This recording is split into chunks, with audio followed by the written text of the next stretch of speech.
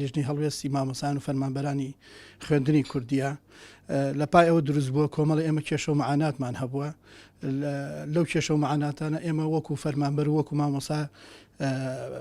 بێبەش کراوین لە هەموو ئیمتیازات و هەموو مافێکەوە فەرمانبەر هەیەی لەسەر لەگەڵ حکوومەتە کەوا فەرمانبەری ئەو حکوومەتەیە و هەروەها کێشەی ترمان ئێمە بۆ دروست بووە کێشەی موچەمان بۆ دروست بووە کێشەی ڕاژەمان بۆ دروست بووە کێشەمان بۆ دروست بووە لەگەڵ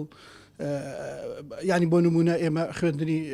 پەروەردەی کراوە کولی تەربیە مەفتوحە هەتا ئێستا بەشێکی زۆری چارەسەر نەکراوە کۆمەڵە کێشە و گرفتەیە ئێمە مامۆسایان و فەرمانبەرانی خوێندنی کوردی ئەناڵین بەدەستیەوە نزیکەی وا ئێمە 17 ساڵە بێ خزمەتی مناڵی کوردەکەین خزمەتی قوتابخانە خوێندنگاکانی شاری کەرکووکەکەین بە خۆشحاڵیەوە و بە ئەرکێکی سەرشانی خۆمان مازانیوە ئەم خزمەتەمان کردووە بەڵام بژێوی ژیانی مامۆسایان و فەرمانبەرانش ئەمە شتێکی کە مافێکەکەوە کەس ناتوانێت خۆی لێ بە دوور بگرێ